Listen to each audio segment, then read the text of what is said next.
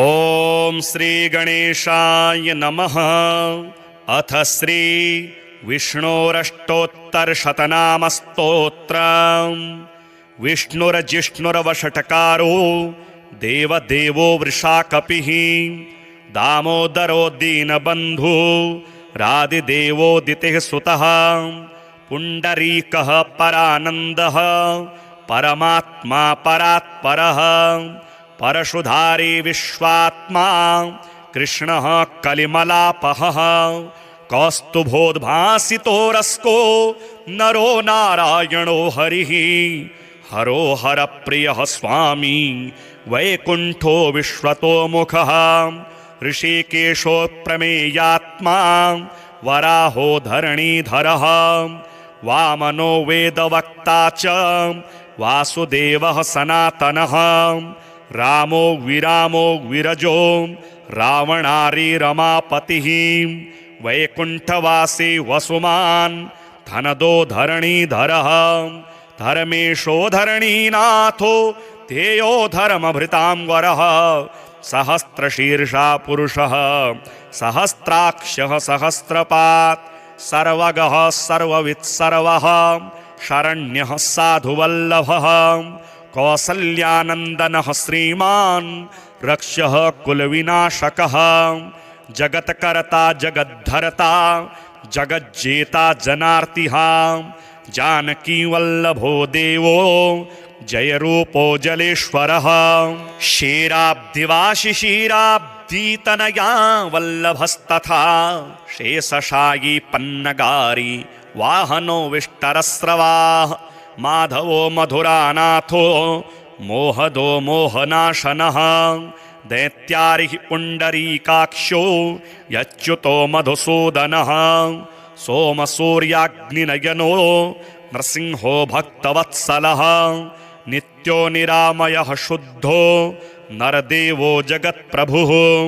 हयग्रीवो जितरिपो रूपेन्द्रो रुक्मिणीपतिः सर्वदेवमयः श्रीशः सर्वाधारः सनातनः साम्यः सौम्यप्रदः सृष्टा विश्वक्सेनो जनार्दनः यशोदातनयो योगी योगशास्त्रपरायणः रुद्रात्मको रुद्रमूर्तिः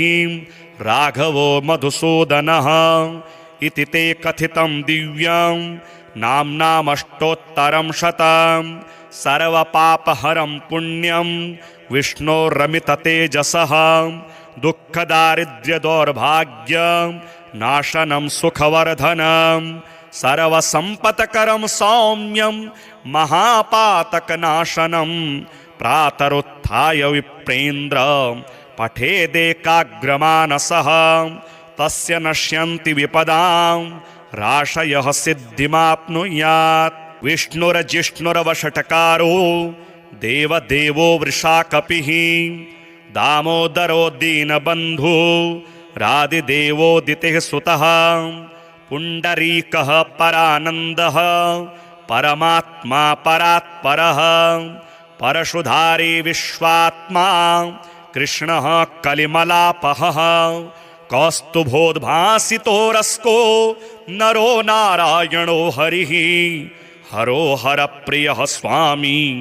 वैकुण्ठो विश्वतोमुखः ऋषिकेशो प्रमेयात्मा वराहो धरणीधरः वामनो वेदवक्ता च वासुदेवः सनातनः रामो विरामो विरजो रावणारी रमापतिः वैकुण्ठवासी वसुमान् धनदो धरणीधरः धर्मेशो धरणीनाथो ध्येयो धर्मभृतांवरः सहस्रशीर्षा पुरुषः सहस्राक्षः सहस्रपात् सर्वगः सर्ववित्सर्वः शरण्यः साधुवल्लभः कौसल्यानन्दनः श्रीमान् रक्षः कुलविनाशकः जगत्कर्ता जगद्धर्ता जगज्जेता जनार्तिः जानकीवल्लभो देवो जयरूपो जलेश्वरः क्षीराब्धिवाशिशीराब्धितनया वल्लभस्तथा शेषशायी पन्नगारी वाहनो विष्टरस्रवाः माधवो मधुरानाथो मोहदो मोहनाशनः दैत्यारिः पुण्डरीकाक्षो यच्युतो मधुसूदनः सोमसूर्याग्निनयनो नृसिंहो भक्तवत्सलः नित्यो निरामयः शुद्धो नरदेवो जगत्प्रभुः हयग्रीवो जितरिपो रूपेन्द्रो रुक्मिणीपतिः सर्वदेवमयः श्रीशः सर्वाधारः सनातनः साम्यः सौम्यप्रदः सृष्टा विश्वक्सेनो जनार्दनः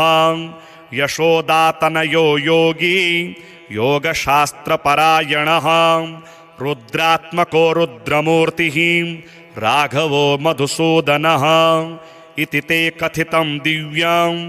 नाम्नामष्टोत्तरं शतं सर्वपापहरं पुण्यं विष्णोरमिततेजसः दुःखदारिद्र्यदौर्भाग्यं नाशनं सुखवर्धनं सर्वसम्पत्करं सौम्यं महापातकनाशनं प्रातरुत्थाय विप्रेन्द्र पठेदेकाग्रमानसः तस्य नश्यन्ति विपदां राशयः सिद्धिमाप्नुयात् विष्णुरजिष्णुरवषट्कारो देवदेवो वृषाकपिः दामोदरो दीनबन्धु रादिदेवोदितेः सुतः पुण्डरीकः परानन्दः परमात्मा परात्परः परशुधारी विश्वात्मा कृष्णः कलिमलापहः कौस्तुभोद्भासितो रस्को नरो नारायणो हरिः हरो हरप्रियः स्वामी वैकुण्ठो विश्वतोमुखः ऋषिकेशो प्रमेयात्मा वराहो धरणीधरः वामनो वेदवक्ता च वासुदेवः सनातनः रामो विरामो विरजो रावणारी रमापतिः वैकुण्ठवासी वसुमान् धनदो धरणीधरः धर्मेशो धरणीनाथो तेयो धर्मभृतांवरः सहस्रशीर्षा पुरुषः सहस्राक्षः सहस्रपात् सर्वगः सर्ववित्सर्वः शरण्यः साधुवल्लभः कौसल्यानन्दनः श्रीमान् रक्षः कुलविनाशकः जगत्कर्ता जगद्धर्ता जगज्जेता जनार्तिः जानकीवल्लभो देवो जयरूपो जलेश्वरः क्षीराब्धिवाशिशीराब्धितनया वल्लभस्तथा शेषशायी पन्नगारी वाहनो विष्टरस्रवाः माधवो मधुरानाथो मोहदो मोहनाशनः दैत्यारिः पुण्डरीकाक्षो यच्युतो मधुसूदनः सोमसूर्याग्निनयनो नृसिंहो भक्तवत्सलः नित्यो निरामयः शुद्धो नरदेवो जगत्प्रभुः हयग्रीवो जितरिपो रूपेन्द्रो रुक्मिणीपतिः सर्वदेवमयः श्रीशः सर्वाधारः सनातनः साम्यः सौम्यप्रदः सृष्टा विश्वक्सेनो जनार्दनः यशोदातनयो योगी योगशास्त्रपरायणः रुद्रात्मको रुद्रमूर्तिः राघवो मधुसूदनः इति ते कथितं दिव्यं नाम्नामष्टोत्तरं शतं सर्वपापहरं पुण्यं विष्णोरमिततेजसः दुःखदारिद्र्यदौर्भाग्यं नाशनं सुखवर्धनं सर्वसम्पत्करं सौम्यं महापातकनाशनं प्रातरुत्थाय विप्रेन्द्र पठेदेकाग्रमानसः तस्य नश्यन्ति विपदां राशयः सिद्धिमाप्नुयात् विष्णुरजिष्णुरवषट्कारो देवदेवो वृषाकपिः दामोदरो दीनबन्धु रादिदेवोदितेः सुतः पुण्डरीकः परानन्दः परमात्मा परात्परः परशुधारी विश्वात्मा कृष्णः कलिमलापहः कौस्तुभोद्भासितो रस्को नरो नारायणो हरिः हरो हरप्रियः स्वामी वैकुण्ठो विश्वतोमुखः ऋषिकेशो प्रमेयात्मा वराहो धरणीधरः वामनो वेदवक्ता च वासुदेवः सनातनः रामो विरामो विरजो रावणारी रमापतिः वैकुण्ठवासी वसुमान् धनदो धरणीधरः धर्मेशो धरणीनाथो ध्येयो धर्मभृतां वरः सहस्रशीर्षा पुरुषः सहस्राक्षः सहस्रपात् सर्वगः सर्ववित् सर्वः शरण्यः साधुवल्लभः कौसल्यानन्दनः श्रीमान् रक्ष्यः कुलविनाशकः जगत्कर्ता जगद्धर्ता जगज्जेता जनार्तिः जानकीवल्लभो देवो जयरूपो जलेश्वरः क्षीराब्धिवाशिशीराब्धितनया वल्लभस्तथा शेषशायी पन्नगारी वाहनो विष्टरस्रवाः माधवो मधुरानाथो मोहदो मोहनाशनः दैत्यारिः पुण्डरीकाक्षो यच्युतो मधुसूदनः सोमसूर्याग्निनयनो नृसिंहो भक्तवत्सलः नित्यो निरामयः शुद्धो नरदेवो जगत्प्रभुः हयग्रीवो जितरिपो रूपेन्द्रो रुक्मिणीपतिः सर्वदेवमयः श्रीशः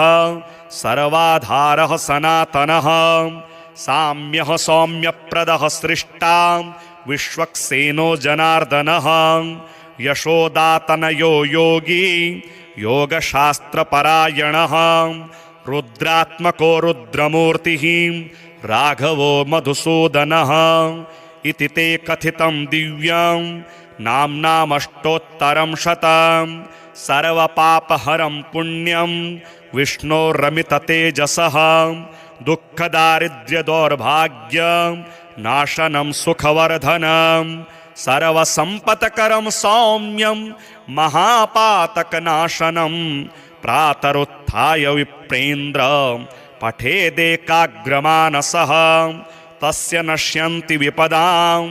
राशयः सिद्धिमाप्नुयात् विष्णुर्जिष्णुरवषट्कारो देवदेवो वृषाकपिः दामोदरो दीनबन्धु रादिदेवोदितेः सुतः पुण्डरीकः परानन्दः परमात्मा परात्परः परशुधारी विश्वात्मा कृष्णः कलिमलापहः कौस्तुभोद्भासितो रस्को नरो नारायणो हरिः हरो हरप्रियः स्वामी वैकुण्ठो विश्वतोमुखः ऋषिकेशो प्रमेयात्मा वराहो धरणीधरः वामनो वेदवक्ता च वासुदेवः सनातनः रामो विरामो विरजो रावणारी रमापतिः वैकुण्ठवासी वसुमान् धनदो धरणीधरः धर्मेशो धरणीनाथो ध्येयो धर्मभृतां वरः सहस्रशीर्षा पुरुषः सहस्राक्षः सहस्रपात् सर्वगः सर्ववित् सर्वः शरण्यः साधुवल्लभः कौसल्यानन्दनः श्रीमान् रक्ष्यः कुलविनाशकः जगत्कर्ता जगद्धर्ता जगज्जेता जनार्तिः जानकीवल्लभो देवो जयरूपो जलेश्वरः क्षीराब्धिवाशिशीराब्धितनया वल्लभस्तथा शेषशायी पन्नगारी वाहनो विष्टरस्रवाः माधवो मधुरानाथो मोहदो मोहनाशनः दैत्यारिः पुण्डरीकाक्षो यच्युतो मधुसूदनः सोमसूर्याग्निनयनो नृसिंहो भक्तवत्सलः नित्यो निरामयः शुद्धो नरदेवो जगत्प्रभुः हयग्रीवो जितरिपो रूपेन्द्रो रुक्मिणीपतिः सर्वदेवमयः श्रीशः सर्वाधारः सनातनः साम्यः सौम्यप्रदः सृष्टा विश्वक्सेनो जनार्दनः यशोदातनयो योगी योगशास्त्रपरायणः रुद्रात्मको रुद्रमूर्तिः राघवो मधुसूदनः इति ते कथितं दिव्यं नाम्नामष्टोत्तरं शतं सर्वपापहरं पुण्यं विष्णोरमिततेजसः दुःखदारिद्र्यदौर्भाग्यं नाशनं सुखवर्धनं सर्वसम्पत्करं सौम्यं महापातकनाशनं प्रातरुत्थाय विप्रेन्द्र पठेदेकाग्रमानसः तस्य नश्यन्ति विपदां राशयः सिद्धिमाप्नुयात् विष्णुरजिष्णुरवषट्कारो देवदेवो वृषाकपिः दामोदरो दीनबन्धु रादिदेवोदितेः सुतः पुण्डरीकः परानन्दः परमात्मा परात्परः परशुधारी विश्वात्मा कृष्णः कलिमलापहः कौस्तुभोद्भासितो नरो नारायणो हरिः हरो हरप्रियः स्वामी वैकुण्ठो विश्वतोमुखः ऋषिकेशो प्रमेयात्मा वराहो धरणीधरः वामनो वेदवक्ता च वासुदेवः सनातनः रामो विरामो विरजो रावणारी रमापतिः वैकुण्ठवासी वसुमान् धनदो धरणीधरः धर्मेशो धरणीनाथो ध्येयो धर्मभृतां वरः सहस्रशीर्षा पुरुषः सहस्राक्षः सहस्रपात् सर्वगः सर्ववित्सर्वः शरण्यः साधुवल्लभः कौसल्यानन्दनः श्रीमान् रक्ष्यः कुलविनाशकः जगत्कर्ता जगद्धर्ता जगज्जेता जनार्तिः जानकीवल्लभो देवो जयरूपो जलेश्वरः क्षीराब्धिवाशिशीराब्धितनया वल्लभस्तथा शेषशायी पन्नगारी वाहनो विष्टरस्रवाः माधवो मधुरानाथो मोहदो मोहनाशनः दैत्यारिः पुण्डरीकाक्षो यच्युतो मधुसूदनः सोमसूर्याग्निनयनो नृसिंहो भक्तवत्सलः नित्यो निरामयः शुद्धो नरदेवो जगत्प्रभुः हयग्रीवो जितरिपो रूपेन्द्रो रुक्मिणीपतिः सर्वदेवमयः श्रीशः सर्वाधारः सनातनः साम्यः सौम्यप्रदः सृष्टा विश्वक्सेनो जनार्दनः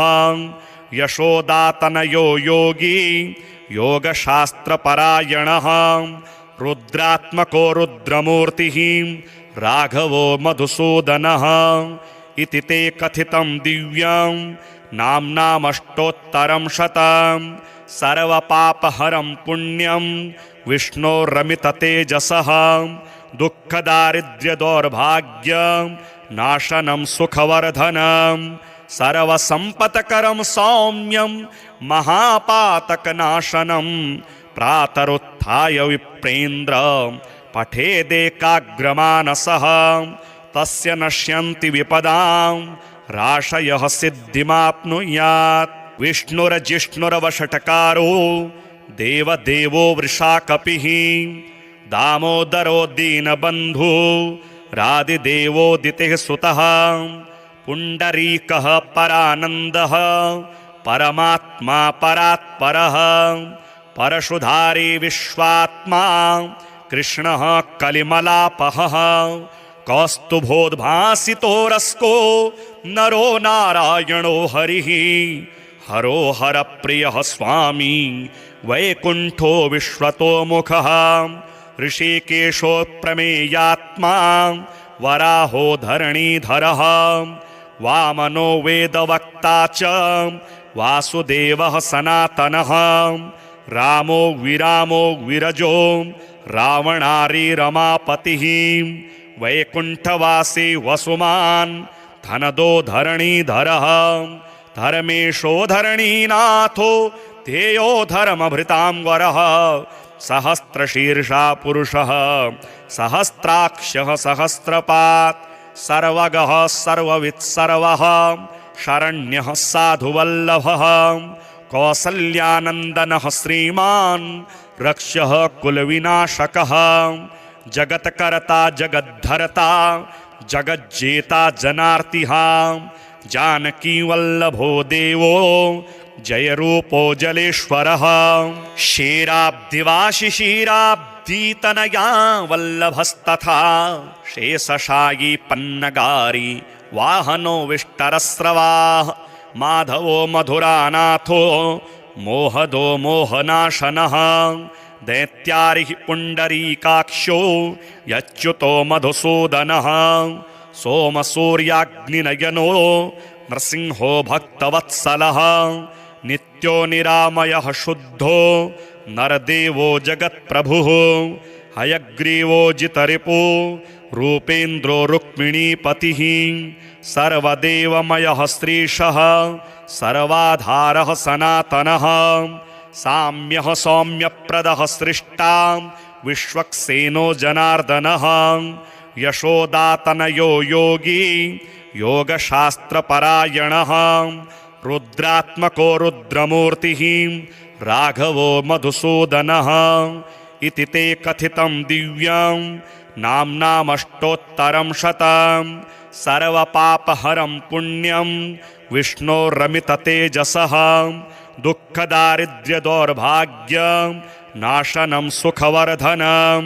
सर्वसम्पत्करं सौम्यं महापातकनाशनं प्रातरुत्थाय विप्रेन्द्र पठेदेकाग्रमानसः तस्य नश्यन्ति विपदां राशयः सिद्धिमाप्नुयात् विष्णुर्जिष्णुर्वषट्कारो देवदेवो वृषाकपिः दामोदरो दीनबन्धु रादिदेवोदितेः सुतः पुण्डरीकः परानन्दः परमात्मा परात्परः परशुधारी विश्वात्मा कृष्णः कलिमलापहः कौस्तुभोद्भासितो रस्को नरो नारायणो हरिः हरो हरप्रियः स्वामी वैकुण्ठो विश्वतोमुखः ऋषिकेशो प्रमेयात्मा वराहो धरणीधरः वामनो वेदवक्ता च वासुदेवः सनातनः रामो विरामो विरजो रावणारी रमापतिः वैकुण्ठवासी वसुमान् धनदो धरणीधरः धर्मेशो धरणीनाथो ध्येयो धर्मभृतां वरः सहस्रशीर्षा पुरुषः सहस्राक्षः सहस्रपात् सर्वगः सर्ववित् सर्वः शरण्यः साधुवल्लभः कौसल्यानन्दनः श्रीमान् रक्षः कुलविनाशकः जगत्कर्ता जगद्धर्ता जगज्जेता जनार्तिः जानकीवल्लभो देवो जयरूपो जलेश्वरः क्षीराब्धिवाशिशीराब्धितनया वल्लभस्तथा शेषशायी पन्नगारी वाहनो विष्टरस्रवाः माधवो मधुरानाथो मोहदो मोहनाशनः दैत्यारिः पुण्डरीकाक्षो यच्युतो मधुसूदनः सोमसूर्याग्निनयनो नृसिंहो भक्तवत्सलः नित्यो निरामयः शुद्धो नरदेवो जगत्प्रभुः हयग्रीवो जितरिपो रूपेन्द्रो रुक्मिणीपतिः सर्वदेवमयः श्रीशः सर्वाधारः सनातनः साम्यः सौम्यप्रदः सृष्टा विश्वक्सेनो जनार्दनः यशोदातनयो योगी योगशास्त्रपरायणः रुद्रात्मको रुद्रमूर्तिः राघवो मधुसूदनः इति ते कथितं दिव्यं नाम्नामष्टोत्तरं शतं सर्वपापहरं पुण्यं विष्णोरमिततेजसः दुःखदारिद्र्यदौर्भाग्यं नाशनं सुखवर्धनं सर्वसम्पत्करं सौम्यं महापातकनाशनं प्रातरुत्थाय विप्रेन्द्र पठेदेकाग्रमानसः तस्य नश्यन्ति विपदां राशयः सिद्धिमाप्नुयात्। विष्णुर्जिष्णुरवषट्कारो देवदेवो वृषाकपिः दामोदरो दीनबन्धु रादिदेवोदितेः सुतः पुण्डरीकः परानन्दः परमात्मा परात्परः परशुधारी विश्वात्मा कृष्णः कलिमलापहः कौस्तुभोद्भासितो रस्को नरो नारायणो हरिः हरो हरप्रियः स्वामी वैकुण्ठो विश्वतोमुखः ऋषिकेशो प्रमेयात्मा वराहो धरणीधरः वामनो वेदवक्ता च वासुदेवः सनातनः रामो विरामो विरजो रावणारी रमापतिः वैकुण्ठवासी वसुमान् धनदो धरणीधरः धर्मेशो धरणीनाथो ध्येयो धर्मभृतां वरः सहस्रशीर्षा पुरुषः सहस्राक्षः सहस्रपात् सर्वगः सर्ववित्सर्वः शरण्यः साधुवल्लभः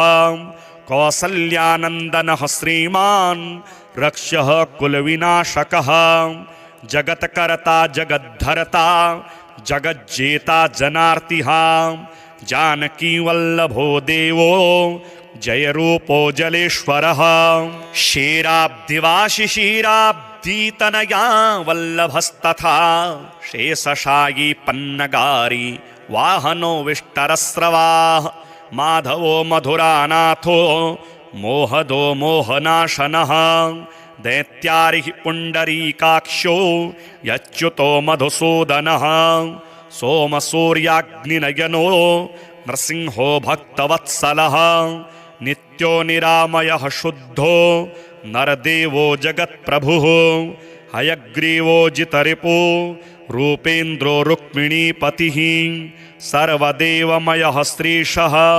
सर्वाधारः सनातनः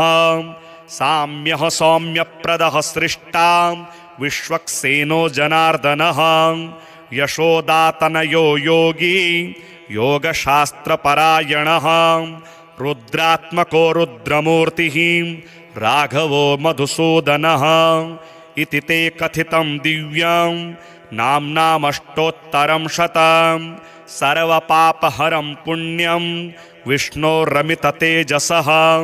दुःखदारिद्र्यदौर्भाग्यं नाशनं सुखवर्धनं सर्वसम्पत्करं सौम्यं महापातकनाशनं प्रातरुत्थाय विप्रेन्द्र पठेदेकाग्रमानसः तस्य नश्यन्ति विपदां राशयः सिद्धिमाप्नुयात्। विष्णुर्जिष्णुरवषट्कारो देवदेवो वृषाकपिः दामोदरो दीनबन्धु रादिदेवोदितेः सुतः पुण्डरीकः परानन्दः परमात्मा परात्परः परशुधारी विश्वात्मा कृष्णः कलिमलापहः कौस्तुभोद्भासितो रस्को नरो नारायणो हरिः हरो हरप्रियः स्वामी वैकुण्ठो विश्वतोमुखः ऋषिकेशो प्रमेयात्मा वराहो धरणीधरः वामनो वेदवक्ता च वासुदेवः सनातनः रामो विरामो विरजो रावणारी रमापतिः वैकुण्ठवासी वसुमान् धनदो धरणीधरः धर्मेशो धरणीनाथो ध्येयो धर्मभृतां वरः सहस्रशीर्षा पुरुषः सहस्राक्षः सहस्रपात् सर्वगः सर्ववित्सर्वः शरण्यः साधुवल्लभः कौसल्यानन्दनः श्रीमान् रक्षः कुलविनाशकः जगत्कर्ता जगद्धर्ता जगज्जेता जनार्तिः जानकीवल्लभो देवो जयरूपो जलेश्वरः क्षीराब्धिवाशिशीराब्धितनया वल्लभस्तथा शेषशायी पन्नगारी वाहनो विष्टरस्रवाः माधवो मधुरानाथो मोहदो मोहनाशनः दैत्यारिः पुण्डरीकाक्षो यच्युतो मधुसूदनः सोमसूर्याग्निनयनो नृसिंहो भक्तवत्सलः नित्यो निरामयः शुद्धो नरदेवो जगत्प्रभुः हयग्रीवो जितरिपो रूपेन्द्रो रुक्मिणीपतिः सर्वदेवमयः श्रीशः सर्वाधारः सनातनः साम्यः सौम्यप्रदः सृष्टा विश्वक्सेनो जनार्दनः यशोदातनयो योगी योगशास्त्रपरायणः रुद्रात्मको रुद्रमूर्तिः राघवो मधुसूदनः इति ते कथितं दिव्यं नाम्नामष्टोत्तरं शतं सर्वपापहरं पुण्यं विष्णोरमिततेजसः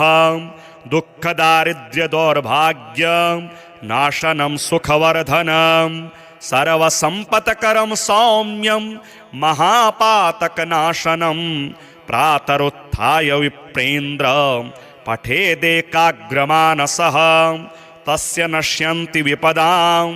राशयः सिद्धिमाप्नुयात् विष्णुरजिष्णुरवषट्कारो देवदेवो वृषाकपिः दामोदरो दीनबन्धु रादिदेवोदितेः सुतः पुण्डरीकः परानन्दः परमात्मा परात्परः परशुधारी विश्वात्मा कृष्णः कलिमलापहः कौस्तुभोद्भासितो रस्को नरो नारायणो हरिः हरो हरप्रियः स्वामी वैकुण्ठो विश्वतोमुखः ऋषिकेशो प्रमेयात्मा वराहो धरणीधरः वामनो वेदवक्ता च वासुदेवः सनातनः रामो विरामो विरजो रावणारी रमापतिः वैकुण्ठवासी वसुमान् धनदो धरणीधरः धर्मेशो धरणीनाथो ध्येयो धर्मभृतां वरः सहस्रशीर्षा पुरुषः सहस्राक्षः सहस्रपात् सर्वगः सर्ववित्सर्वः शरण्यः साधुवल्लभः कौसल्यानन्दनः श्रीमान् रक्षः कुलविनाशकः जगत्कर्ता जगद्धर्ता जगज्जेता जनार्तिः जानकीवल्लभो देवो जयरूपो जलेश्वरः क्षीराब्धिवाशिशीराब्धितनया वल्लभस्तथा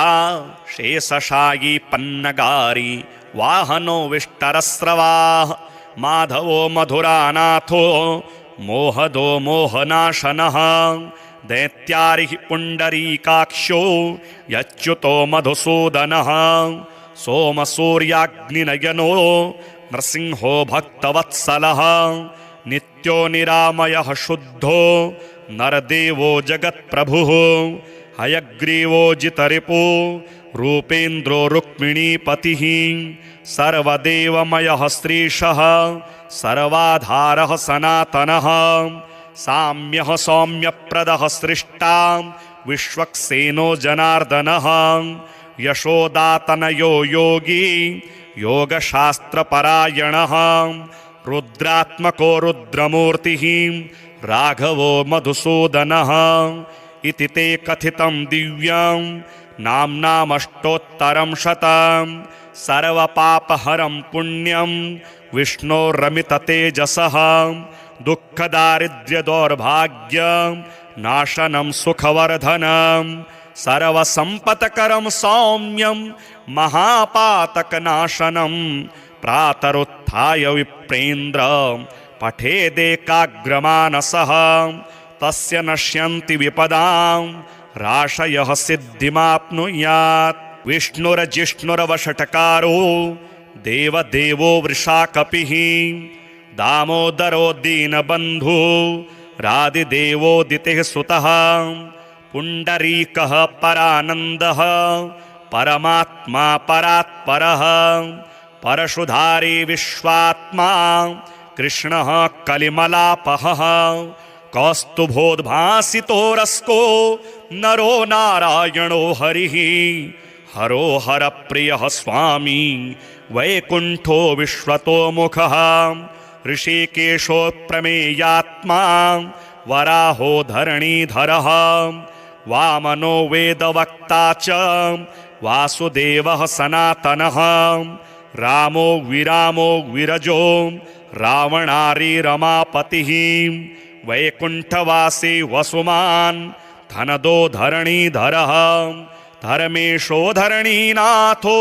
ध्येयो धर्मभृतांवरः सहस्रशीर्षा पुरुषः सहस्राक्षः सहस्रपात् सर्वगः सर्ववित्सर्वः शरण्यः साधुवल्लभः कौसल्यानन्दनः श्रीमान् रक्षः कुलविनाशकः जगत्कर्ता जगद्धर्ता जगज्जेता जनार्तिः जानकीवल्लभो देवो जयरूपो जलेश्वरः क्षीराब्धिवाशिशीराब्धितनया वल्लभस्तथा शेषशायी पन्नगारी वाहनो विष्टरस्रवाः माधवो मधुरानाथो मोहदो मोहनाशनः दैत्यारिः पुण्डरीकाक्षो यच्युतो मधुसूदनः सोमसूर्याग्निनयनो नृसिंहो भक्तवत्सलः नित्यो निरामयः शुद्धो नरदेवो जगत्प्रभुः हयग्रीवो जितरिपो रूपेन्द्रो रुक्मिणीपतिः सर्वदेवमयः श्रीशः सर्वाधारः सनातनः साम्यः सौम्यप्रदः सृष्टा विश्वक्सेनो जनार्दनः यशोदातनयो योगी योगशास्त्रपरायणः रुद्रात्मको रुद्रमूर्तिः राघवो मधुसूदनः इति ते कथितं दिव्यं नाम्नामष्टोत्तरं शतं सर्वपापहरं पुण्यं विष्णोरमिततेजसः दुःखदारिद्र्यदौर्भाग्यं नाशनं सुखवर्धनं सर्वसम्पत्करं सौम्यं महापातकनाशनं प्रातरुत्थाय विप्रेन्द्र पठेदेकाग्रमानसः तस्य नश्यन्ति विपदां राशयः सिद्धिमाप्नुयात् विष्णुरजिष्णुरवषट्कारो देवदेवो वृषाकपिः दामोदरो दीनबन्धु रादिदेवोदितिः सुतः पुण्डरीकः परानन्दः परमात्मा परात्परः परशुधारी विश्वात्मा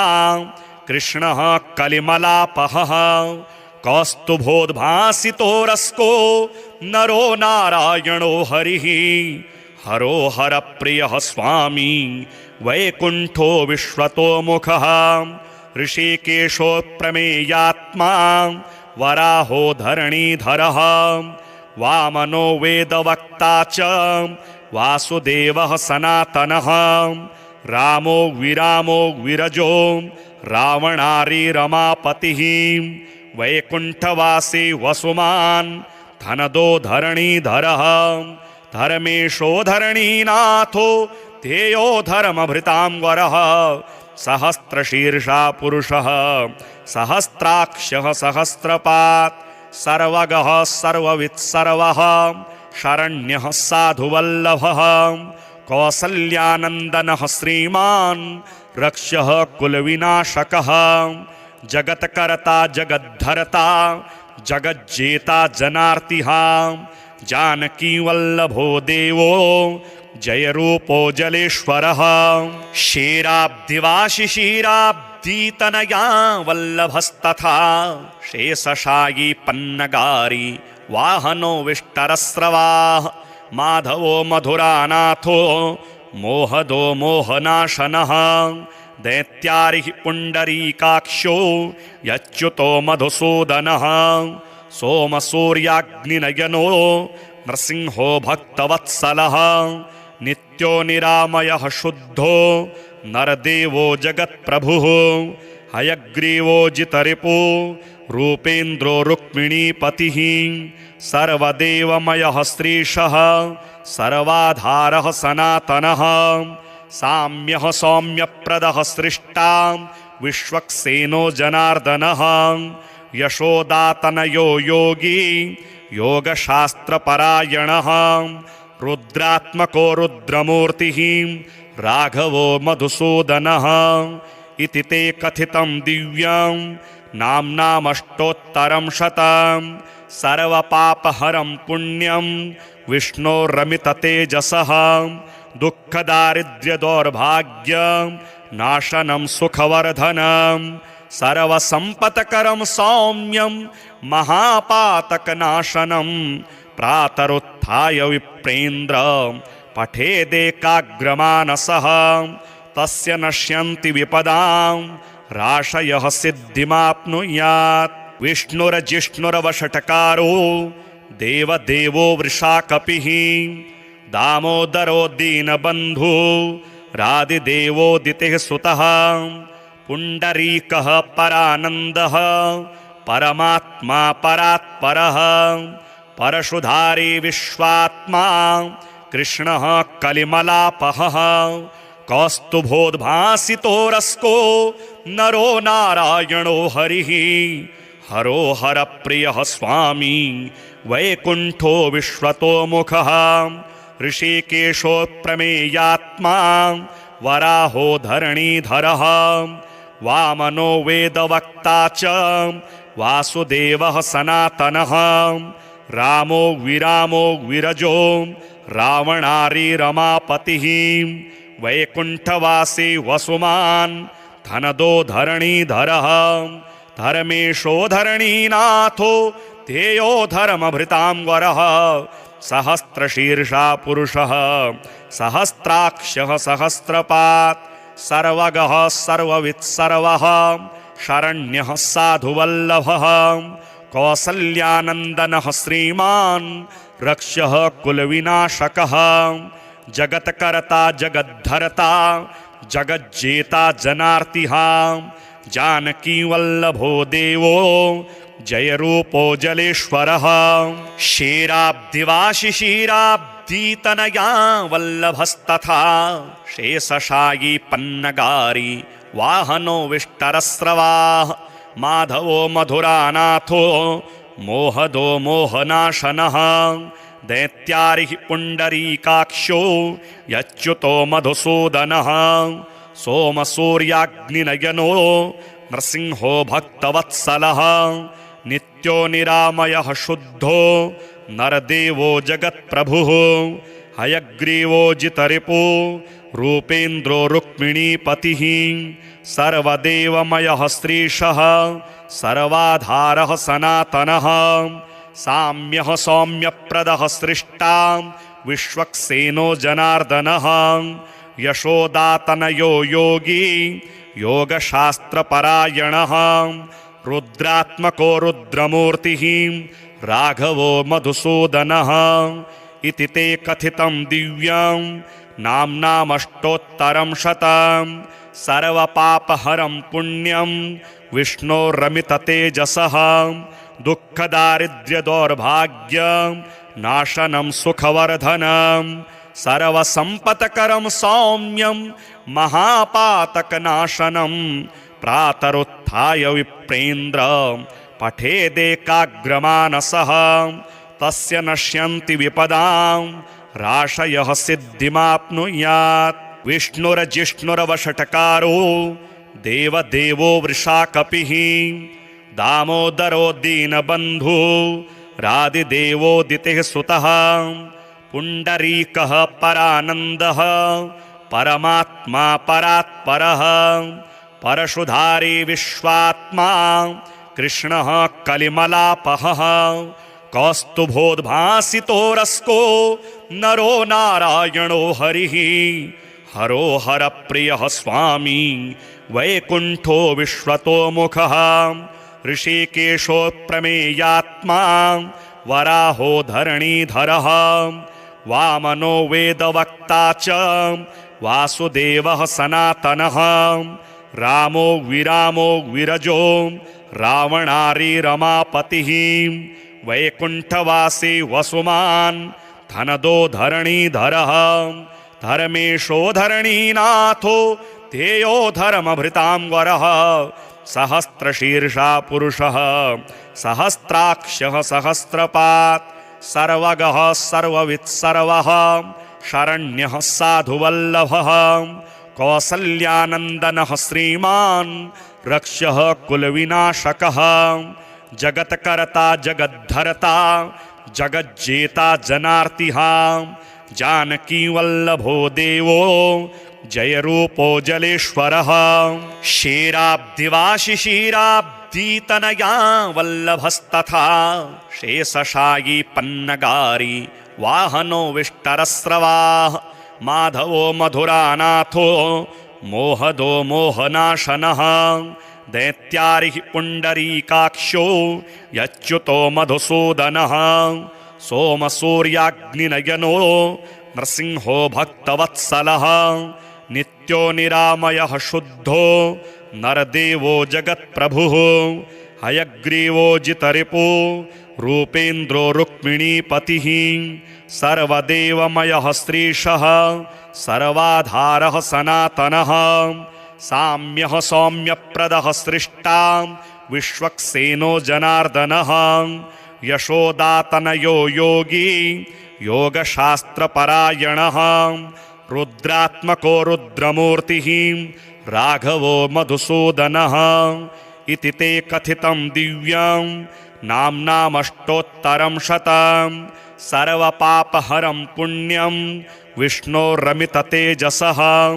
दुःखदारिद्र्यदौर्भाग्यं नाशनं सुखवर्धनं सर्वसम्पत्करं सौम्यं महापातकनाशनं प्रातरुत्थाय विप्रेन्द्र पठेदेकाग्रमानसः तस्य नश्यन्ति विपदां राशयः सिद्धिमाप्नुयात् विष्णुर्जिष्णुरवषट्कारो देवदेवो वृषाकपिः दामोदरो दीनबन्धु रादिदेवोदितेः सुतः पुण्डरीकः परानन्दः परमात्मा परात्परः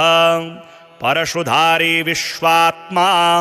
कृष्णः कलिमलापहः कौस्तुभोद्भासितो रस्को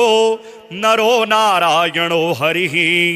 हरो हरप्रियः स्वामी वैकुण्ठो विश्वतोमुखः ऋषिकेशो प्रमेयात्मा वराहो धरणीधरः वामनो वेदवक्ता च वासुदेवः सनातनः रामो विरामो विरजो रावणारी रमापतिः वैकुण्ठवासी वसुमान् धनदो धरणीधरः धर्मेशो धरणीनाथो ध्येयो धर्मभृतां वरः सहस्रशीर्षा पुरुषः सहस्राक्षः सहस्रपात् सर्वगः सर्ववित् सर्वः शरण्यः साधुवल्लभः कौसल्यानन्दनः श्रीमान् रक्ष्यः कुलविनाशकः जगत्कर्ता जगद्धर्ता जगज्जेता जनार्तिः जानकीवल्लभो देवो जयरूपो जलेश्वरः क्षीराब्धिवाशिशीराब्धितनया वल्लभस्तथा शेषशायी पन्नगारी वाहनो विष्टरस्रवाः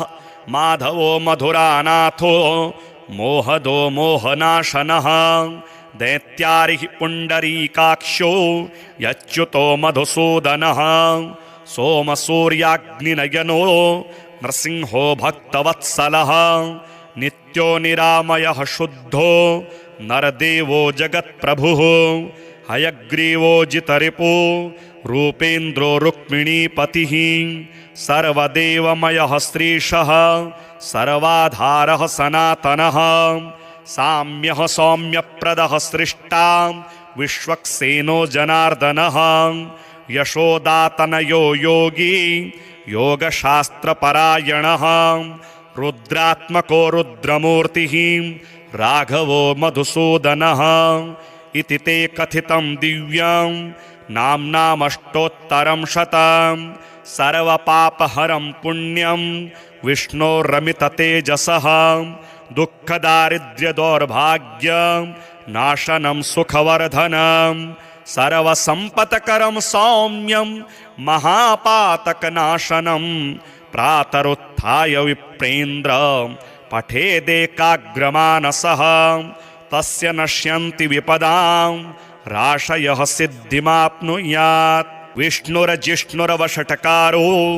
देवदेवो वृषाकपिः दामोदरो दीनबन्धु रादिदेवोदितेः सुतः पुण्डरीकः परानन्दः परमात्मा परात्परः परशुधारी विश्वात्मा कृष्णः कलिमलापहः कौस्तुभोद्भासितो रस्को नरो नारायणो हरिः हरो हरप्रियः स्वामी वैकुण्ठो विश्वतोमुखः ऋषिकेशो प्रमेयात्मा वराहो धरणीधरः वामनो वेदवक्ता च वासुदेवः सनातनः रामो विरामो विरजो रावणारी रमापतिः वैकुण्ठवासी वसुमान्